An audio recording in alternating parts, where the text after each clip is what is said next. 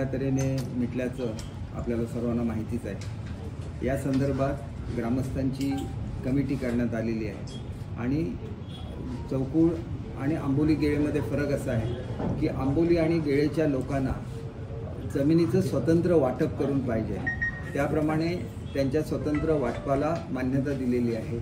गेळे गावामध्ये एकमत असल्यामुळे त्यांची यादी आणि त्यांना ज्याप्रमाणे क्षेत्र येईल ते त्यांना समान प्रमाणात वाटप करून देण्यात येईल। आंबोलीच्या संदर्भात त्या ठिकाणी काही वहिवाटीसुद्धा आहे, कारण हे हायवेवरचं गाव असल्यामुळे कबलातदारांच्या काळामध्ये काही लोकांना जमिनी ह्या कसण्यासाठी देण्यात आलेल्या होत्या, परंतु हे बाहेरून येऊन नंतर सेटल झालेली लोक असल्यामुळे त्यांच्या संदर्भात काय फॉर्म्युला लावायचा हा सुद्धा स्थानिकांना विश्वासात घेऊन करण्यात येईल। या दृष्टीने आता आंबोलीच्या शिष्टमंडळाने माझी भेट घेतली, ज्याप्रमाणे चौकुळने, कारण आंबोलीला सुद्धा पूर्वीपासून कमिटी आहे आणि त्या कमिटीचे अध्यक्ष शशिकांतजी गावडे हे त्या कमिटीचे अध्यक्षसुद्धा आहेत आणि त्या कमिटीने सांगितल्याप्रमाणेच आम्ही जमिनीच्या एकंदर कुटुंबाची संख्या ठरवलेली होती आणि जमिनीच्या वाटपाचा फॉर्म्युलासुद्धा ठरवलेला होता। अशाच तऱ्हेने गेळ्यांनी जी कमिटी दिली, गेळेवासियांनी त्यांनी दिलेली माहिती हीच आम्ही फायनल केलेली होती। गेळ्याच्या वाटपाच्या संदर्भात काही अडचण येणार नाही, कारण त्याच्यामध्ये वाटपाच्या संदर्भात एकमत आहे, परंतु आंबोलीला वहिवाटी असल्यामुळे आंबोलीच्या संदर्भातला सर्वे लवकरात लवकर चालू करावा, तिथं असलेली आरक्षणं लवकरात लवकर निश्चित करावी, वनजमीन कशा तऱ्हेने वाटायची हे सुद्धा निश्चित करावं, कारण वनजमिनीच्या संदर्भातली कारवाई ही अंतिम टप्प्यामध्ये आहे।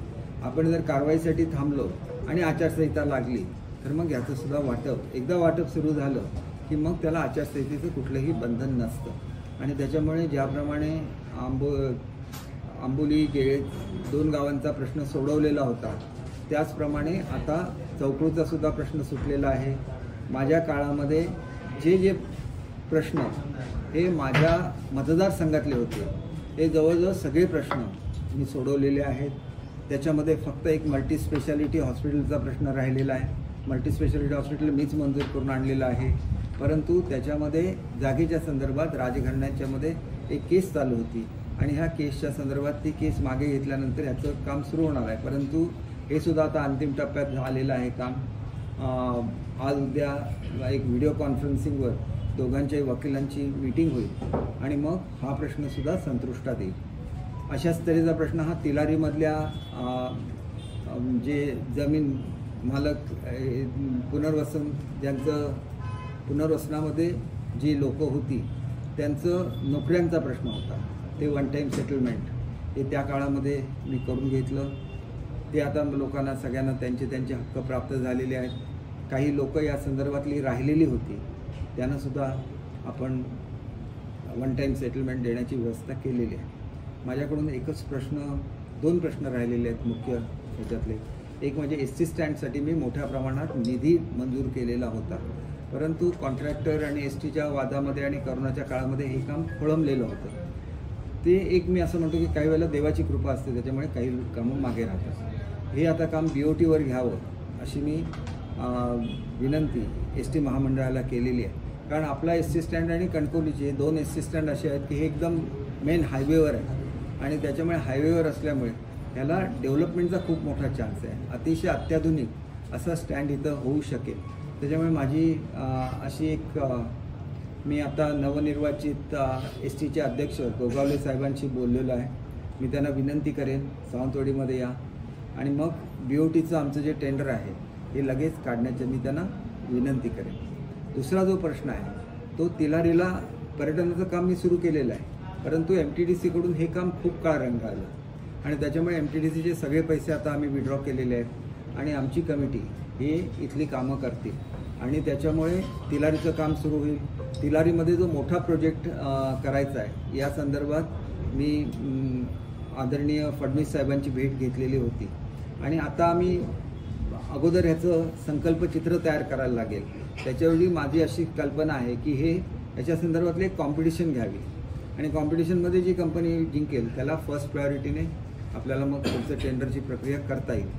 पण तिथं काय होऊ शकतं, तिथं चांगल्यापैकी स्टुडिओज होऊ शकतात, चित्रनगरी होऊ शकते, तिथं अम्युजमेंट पार्क होऊ शकतं, तिथं वॉटर स्पोर्ट्स होऊ शकतात, असा एक भव्य प्रकल्प तिथं होऊ शकतो।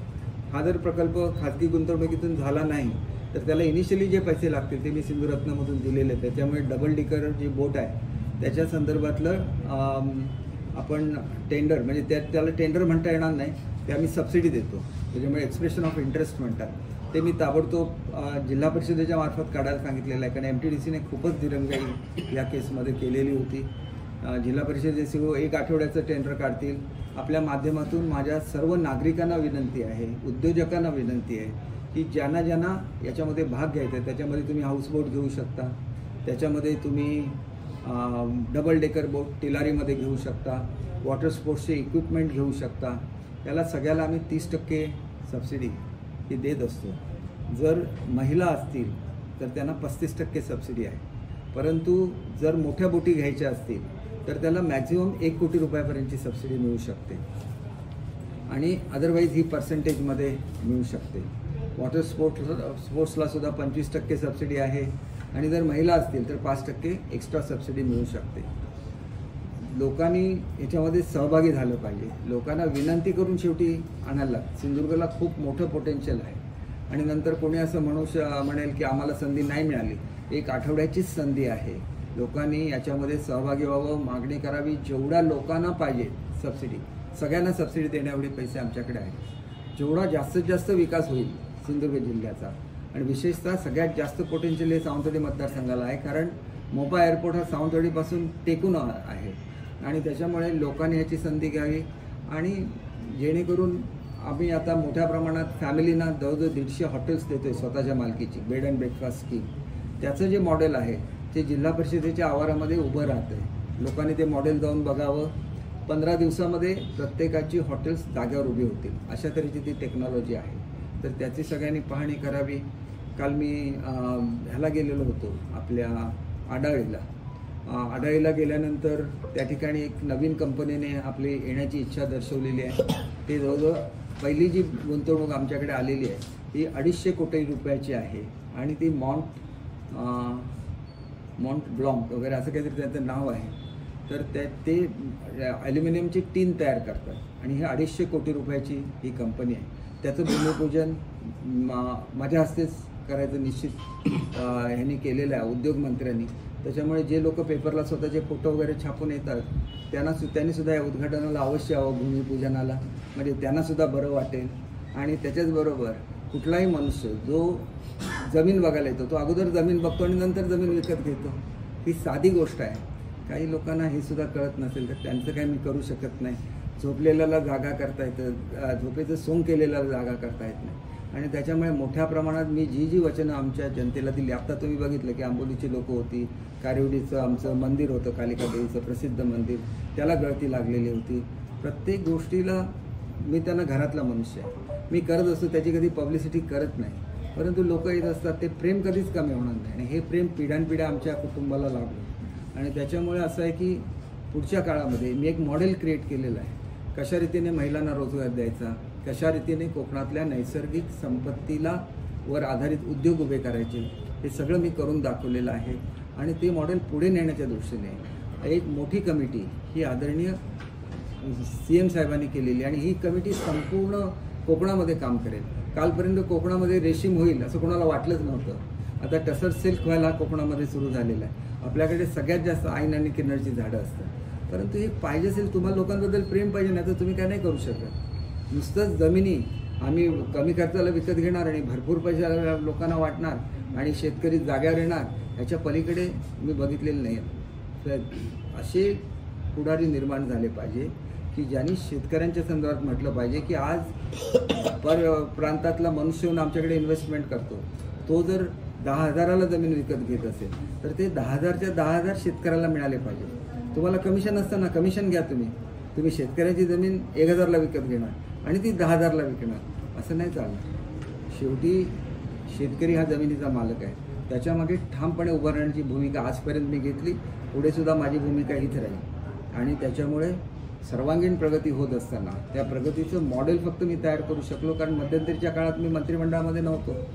त्याच्यामुळे जी क्रांती मी शिक्षण क्षेत्रामध्ये केली ती तिथं सुद्धा केलेली आहे. परंतु पुढच्या काळामध्ये कधी जर मला मुख्यमंत्री महोदयांची मी आतासुद्धा बोलणार आहे की मला मंत्रिपदाचा मोह नाही, परंतु कोकणासाठी जे काय करायचं असेल, मला ह्याच्या पुढच्या काळामध्ये कुठली जबाबदारी द्यायची असेल तर ती महाराष्ट्राची न देता कोकण विभागापुरती द्या. कारण शेवटी कोकणामुळे मी मोठा झालो, कोकणामुळे मी एवढी कामं करू शकलो आणि कोकणामध्ये जी शक्ती आहे, कोकणाला जी निसर्गाने दिलेलं आहे, कुठल्याच महाराष्ट्राच्या प्रदेशाला दिलेलं नाही. त्याच्यामुळे पुढच्या काळामध्ये कोकणाचा सर्वांगीण विकास व्हावा हीच माझी भूमिका राहील. मला आता सुद्धा इथून परत शिर्डीला जाऊन उद्या सकाळी कॅबिनेट आहे आमची, त्याला जायचं आहे. त्याच्यामुळे आता काय मी प्रश्नोत्तरं वगैरे करत नाही, मला आपण जायची परवानगी द्याल अशी अपेक्षा करतो. आणि आपल्या सर्व पत्रकारांचे आभार मानतो की तुमच्यामुळे माझं काम, आणि आत्तापर्यंत मी प्रसिद्धी करत नव्हतो, पण आता आपल्याला विनंती आहे की अशा निगेटिव्ह बातम्यांपेक्षा आपण पॉझिटिव्ह बातम्या घेऊन जनतेच्या समोर जाऊया. आणि एकच प्रश्न आहे, हां, मी आज त्यांची मीटिंग बोलवली, मला माहिती नाही ते आले की नाही. ते आता आले तर मी आता लगेच त्यांची मीटिंग घेऊन त्यांचे जे काय पगाराचे वगैरे पैसे आहेत ते कशा रीतीने त्यांना मिळवून देता येईल मी 100% करणार. आमची मुलं, आमची जबाबदारी आहे. एवढंच नाही तर त्यांची नोकरी गेलेली असेल तर नवीन काही कंपन्या येत आहेत, त्याच्यामध्ये त्यांना कशा रीतीने जॉब्स घेऊन देता येतील. मी ते जर सावंतवाडीमध्ये काम करत, मला माहिती नाही तर सावंतवाडीच्या ह्याला करत होते, सावंतवाडीमध्ये काम करत असतील तर सावंतवाडीमध्येच मी एवढी मोठी कंपनी आणेन की सगळ्याच्या सगळ्या मुलांना सावंतवाडीमध्ये, सावंतवाडीचे असले तर सगळ्याच्या सगळ्यांना सावंतवाडीमध्ये काळजी करू नका. माजी नगराध्यक्षांनी काही दिवसांपूर्वी म्हटलं होतं की काही लँड माफिया नाही, मला त्याची माहिती नाही. तुम्ही त्यांना विचारते लँड माफिया कोण आहे. तुम्ही सुद्धा काही मला माहिती नाही, कदाचित त्यांनी फोटो बिटो त्यांचे प्रसिद्ध करायला सांगा. ऑलरेडी प्रसिद्ध झालेले असले तर ते दाखवा तरी लोकांना. हे बघा, एक असं आहे, जागा विकत घेण्याला माझं कुठलं ऑब्जेक्शन नाही, परंतु 10 रुपये द्यायचे आणि 100 रुपयावर सही घ्यायची हे चुकीचं आहे. मी हा लढा पूर्वीसुद्धा केलेला आहे आणि असा लढा करणार की पुन्हा दिसणार नाहीत लोक, अशी लोक पुन्हा माझ्या जिल्ह्यामध्ये दिसणार नाही. कारण मी ज्या वेळेला टोकाला येईपर्यंत थांबतो, एकदा टोकाला आलं की मग त्या लोकांना कशा तऱ्हेने त्यांची जागा दाखवायची मला चांगल्या तऱ्हेने माहिती आहे. आणि असं ज्यावेळेला मी संघर्ष करतो त्यावेळेला संपूर्ण सिंधुदुर्ग जिल्ह्याची जनता ही माझ्या मागे एकजुटीने उभे राहतं. हा इतिहास आहे आणि पुढे सुद्धा दिसेल. दुसरी गोष्ट लक्षात घ्या की युतीचा धर्म 100% पाळला जाईल. काही लोक नितेश राणेंच्या मतदारसंघामध्ये त्यांना त्रास देण्याचे ज्या लोकांनी कामं केलेली आहेत त्यांना सुद्धा बदलण्याच्या संदर्भातलं पत्र हे मी आमच्या पक्षाला दिलेलं आहे. शेवटी युतीचा धर्म हा पाळायलाच लागेल. माझ्याशी कोण कसं वागतं हे माझ्या दृष्टीने महत्त्वाचं नाही. मी संपूर्ण महाराष्ट्राची जबाबदारी माझ्याकडे प्रवक्ता म्हणून दिली. निदान माझ्या जिल्ह्यामध्ये सुद्धा असं होता कामा नये. युतीचा धर्म पाळला गेला पाहिजे आणि त्या दृष्टीने तो पाळला जाईल याच्याबद्दल मी आपल्याला 100% खात्री देतो. म्हणूनच काही बदल मी सुचवलेले आहेत. इतर पक्षांनी ठरवावं की आपलं कोण असे वर्तन करत असेल त्यांच्यावर काय ॲक्शन घ्यायची त्यांच्या पक्षांनी ठरवावं, ते माझं काम नाही. मी मंत्रीसुद्धा आहे. कोणी येऊन माझ्या मतदारसंघामध्ये मी त्यांची मीटिंग घेतली होती, परत मी कलेक्टर ऑफिसला मीटिंग घेतली, त्याच दिवशी त्यांची कोर्टामध्ये केस होती त्याच्यामुळे ते येऊ शकले नाहीत. नेक्स्ट टाईम ज्यावेळेला येईल त्यावेळेला मी त्यांची सुद्धा मीटिंग घेईन. आणि सासोलीचा प्रश्न असा आहे की तिथं कॉमन सातबारा आहे आणि त्याची विभागणी झालेली नाही. लोकांचं म्हणणं तिथलं असं होतं की 3-4 कंपन्यांनी जागा घेतलेल्या आहेत, सगळ्यांना एकत्र बोलवा, त्यांची कुठली जमीन आमची कुठली जमीन ते ठरवा. आमची जी जमीन राहिली असेल त्याच्यामध्ये जायला रस्ते पाहिजे, ती जमीनसुद्धा खराब जमीन आमच्या वाटेला येता कामा नये. त्यांच्या मागण्या जेन्युइन आहे, मी त्यांच्याबरोबर आहे. 100% त्यांना न्याय मिळेल. आणि मी बाबूराव धोरींचं सुद्धा स्टेटमेंट वाचलं, ते स्टेटमेंट योग्य आहे. स्थानिक लोकांनी हे करावं, मी कधीच जात नाही हे करायला. स्थानिक कोण आहे त्या लोकांनी करावं ना तिथं काम आणि लोकांना न्याय मिळवून द्यावा. ज्यावेळेला त्यांच्याकडून होत नाही त्यावेळेला मी 100% करेन. बघा, आकाश फीड मिलचा प्रश्न मी सोडवलेला होता, त्याला बंद केलं होतं, त्यांनी सगळे मशिनरी लावल्या. परंतु आज मला काही फोन आले की अजूनसुद्धा वास येतो म्हणून. मी जाहीरपणे त्यांना सांगतो, जर वास बंद नाही झाला 8 दिवसामध्ये पुन्हा फॅक्टरी बंद करा. मी माझ्या जनतेबरोबर असतो, जोपर्यंत शांत आहे तोपर्यंत शांत आहे. ज्या वेळेला ॲक्शन घ्यायचं ठरवतो त्याला मी पूर्णपणे ॲक्शन घेतो. त्यांनी ताबडतोब त्याच्यामध्ये बघावं, वास 8 ते 10 दिवसामध्ये पूर्णपणे बंद झाला पाहिजे, नाहीतर मला पुन्हा फॅक्टरी बंद करावी लागेल. आणि ही फॅक्टरीसुद्धा मी सुरू करायला परवानगी दिली, कारण तिथं 200 मुलं काम करतात. आमची माझ्या मतदारसंघातली 200 मुलं तिथं काम करतात, म्हणून मी ती सुरू करण्याची परवानगी दिलेली. थँक्यू.